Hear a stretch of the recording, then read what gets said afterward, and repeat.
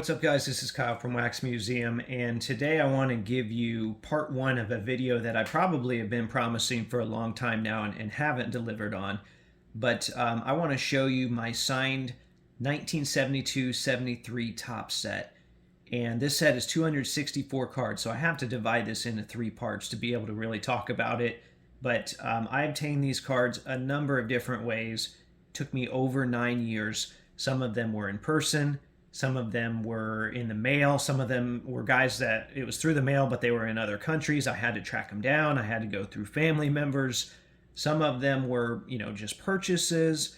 Some of them were trades. So a number of different ways to acquire these here, but I eventually was able to finish the set, and it's something that I'm very proud of. So something that I definitely want to show off, but I want to give it the proper treatment here. So I'm going to go ahead and start here on page one, and there's already some big hitters here on page one. First one you can see here is very beat up, and I'll try and show it to you at different angles here so you can see not only is it bent in half here, but there's also a giant crease. There's creases all over this card, but it is a signed Wilt Chamberlain. And something about this card, I've seen probably 4 or 5 other Wilts from this set that are signed. But sometimes when you're doing a big set, you just have to take one that's in poor condition in order to afford some of the others, because a set can be a very costly endeavor. So that's what I did here. However, I wouldn't have bought it without some form of certification. Now, I don't need all of these cards to be certified, but any of the big ones that, any of the big ones like this or the real tough ones, those I want to be certified. So I have that satisfaction with the Wilt. I'm not going to go through every player, but there are some on this page I also want to highlight here. So like Stan Love is actually Kevin Love's father, and I sent this card to an autographer in Minneapolis, Minnesota. He had Timberwolves season tickets when Kevin Love played there. So I said, hey, just hang on to it. Eventually Stan will show up and we'll work something out. And, what do you know, come Thanksgiving time, Stan showed up for a game. My friend was able to get it signed. So that was a fun one to come across here. And then you see here that there are not cards in these sleeves here because they're slabbed. The first one's a huge one. It's Pete Maravich.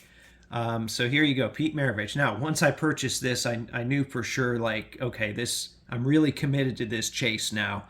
But I hadn't seen a lot with just the full name and the nickname on there, so that was one thing that appealed to me about this. I've seen a handful of Maraviches out there.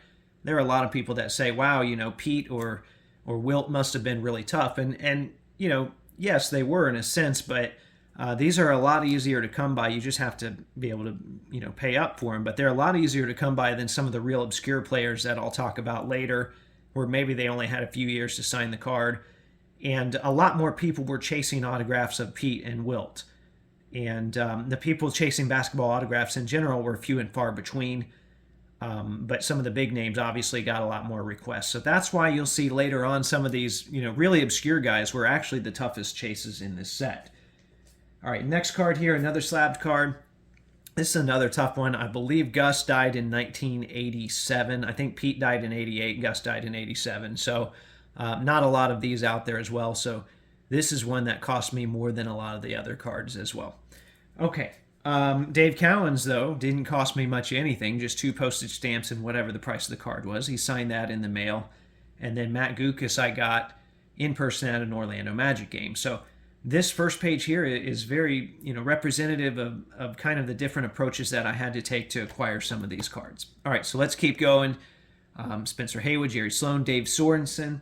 This is another one that's slabbed. I believe he passed away in 2002. And you'll see here, kind of like the Wilt, not in perfect shape. The centering is horrible on this, but it's one of those cards, when you find it, grab it. And that was kind of my approach. And I can always upgrade if another one shows up, but I made some mistakes early on of letting some tough ones go, and I learned my lesson over those 9 years. If you're doing a set and you see a tough one, grab it. All right. Let's keep going here. Nothing really significant on that page that I want to note. I will show this Leroy Ellis since it's slabbed and not in the book. This one here, Art Williams, and he signed his nickname Hambone, but you can see that one I got through the mail because it's personalized to me. There's a Hall of Famer in Wes Unseld. Oscar Robertson. You might notice that, Big O is, he's kind of had different variations of his signature over the years. Big O, whenever he decided to sign through the mail, is what you would get. If you went to a paid sit-down signing, though, you'd get the full name. So that's also why on a lot of the Panini cards, you'll see the full name. And then it's funny, they have these nickname-themed cards that go for more money because he's written Big O, but that's actually his free signature through the mail, which I don't believe he signs in the mail anymore, but he's gone through different stints where he did. Okay, next page here, we've got Nate Thurman. That one, I think he charged $10 when I got that one. He has since passed away, I think in 2016, but I am very happy I sent that one. At first, I wasn't wanting to send money and cards through the mail, but after you get so far in, you just kind of get used to that and having to do that. This was a big one here, Phil Jackson. I probably sent to Phil Jackson 5 or 6 times, and I guess I finally broke him down. One thing that he did, he kept sending the unsigned rookie card back, and so I would just put it in an envelope and send it again. Now, I would wait some time. I wouldn't immediately send it back, but I would send it again, and eventually he ended up signing.